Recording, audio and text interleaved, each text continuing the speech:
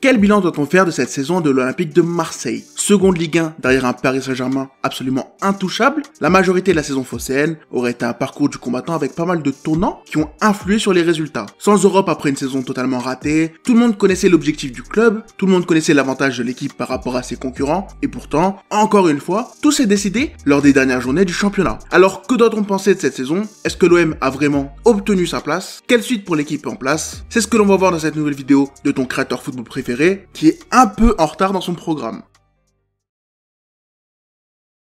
Dans un contexte de rédemption après une saison où chaque choix a été un échec à la construction de l'effectif, au nom du coach, où les résultats sportifs ont sabordé la crédibilité du board auprès des supporters mais aussi leur président, qui lui s'est retrouvé obligé d'allonger pour couvrir les frais d'un tel échec, Pablo Longoria et sa direction ont tenté de retrouver un semblant d'image, en tentant de créer un nouveau projet sur des bases plus solides. Avec Mehdi Benatia à la gestion aux côtés de Giovanni Rossi, le club a voulu relancer une nouvelle dynamique en confiant les clés du camion à un des entraîneurs hype du moment, Roberto De Zerbi. Un choix montrant l'attractivité de l'Olympique de Marseille, le pouvoir de négociation des nouveaux dirigeants et le sérieux dans la vision en place. Avec cette nomination, des objectifs ont vu le jour. Après une saison difficile, il était obligatoire d'être à nouveau compétitif, notamment au vu des conditions de la saison, de la faiblesse évidente des concurrents et des comptes à rendre. Il fallait réussir à être à nouveau attractif et ambitieux sur le marché des transferts pour construire un groupe plus logique que l'année précédente et surtout, il fallait absolument être à nouveau européen. Retrouver la Ligue des Champions aurait été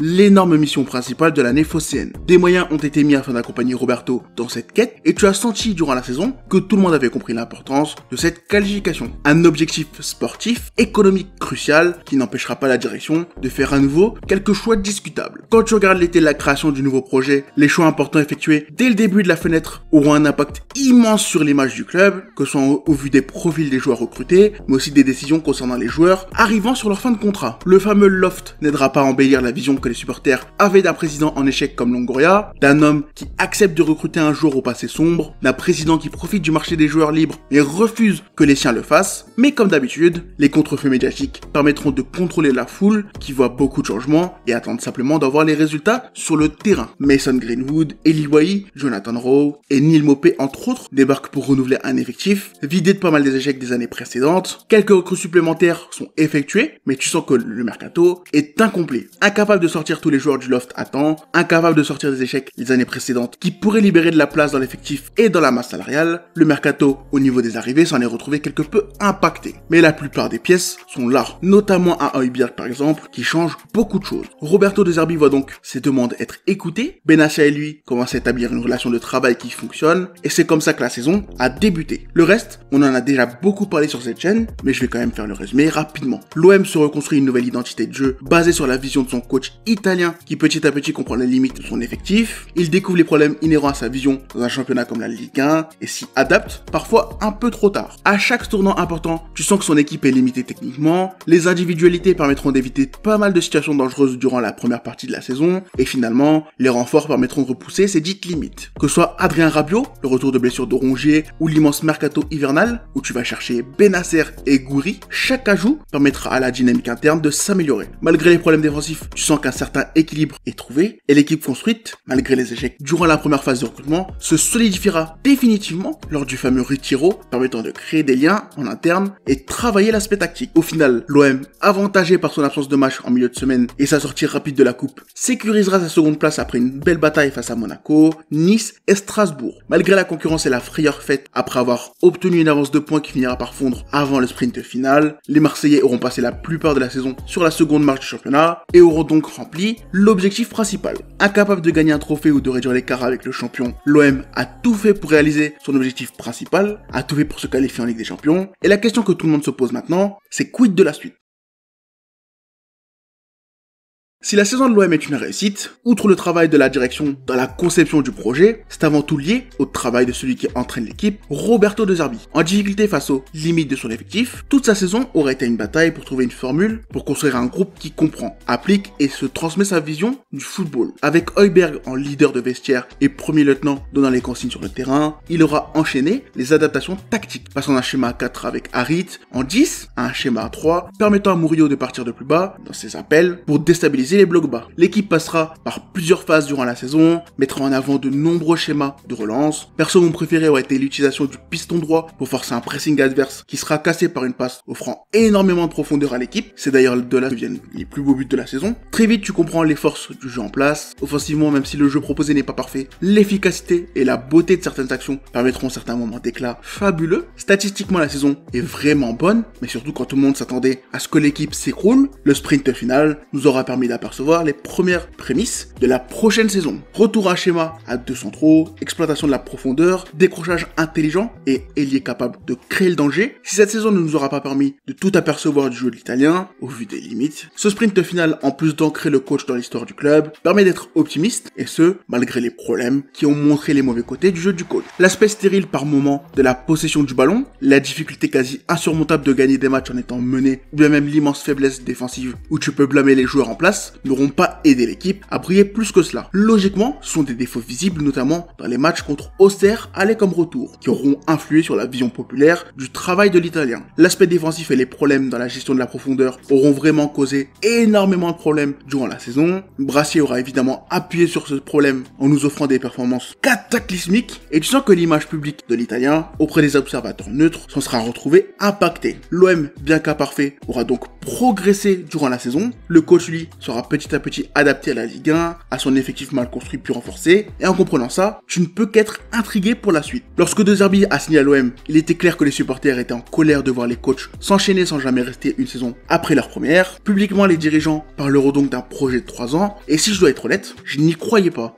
Roberto était un coach hype, un homme et un entraîneur que je ne connaissais pas plus que ça, mais il y a des clubs qui laissaient présager de futures offres après une saison. Avec l'objectif atteint, j'aurais donc pu croire à un départ si l'année écoulée ne m'avait pas ouvert les yeux sur son choix de rejoindre le club phocéen. Pour lui, l'OM n'est pas seulement un tremplin, ce n'est pas seulement une étape dans sa carrière, c'est un choix intelligent pour toutes les parties, dont lui. En plus d'accéder à une base de supporters aussi folle que lui, en plus de retrouver une atmosphère qu'il semble apprécier à Marseille, il se retrouve dans un club parfait pour évoluer en tant que coach. Avec un club de Ligue 1 devant affronter des blocs bas, des équipes n'hésitant pas à refuser le jeu pour forcer l'adversaire à s'empaler avant de contrer, De Zerbi goûte à un contexte de très haut niveau avec des exigences un peu plus à sa portée. Dans le contexte marseillais, il continue de grandir en tant que coach, en tant qu'humain, et c'est un défi intéressant pour la suite de sa carrière. L'alliance entre les deux camps, c'est-à-dire le club et le coach, est aussi logique qu'elle ne l'est pas, puisque l'aspect impulsif et la recherche de conflits des deux côtés étaient sûrs de donner des étincelles. On en a eu l'exemple après Auxerre, où la tension est montée, au point que l'Italien ne parle de démission en conférence de presse. Et pourtant, cette ambiance tendue, ce contexte difficile qui avait englouti un Marcelino sans soutien, aura au contraire permis d'assurer la position forte de l'Italien. L'alliance qui semblait de courte durée devrait donc se prolonger. Roberto De Zerbi, toujours sur la liste de quelques clubs importants en Europe, devrait rester. Et ce début de stabilité va être crucial pour un retour de l'OM en Ligue des Champions. Maintenant, si on connaît le nom du coach pour la saison à venir, qu'en est-il de l'effectif ?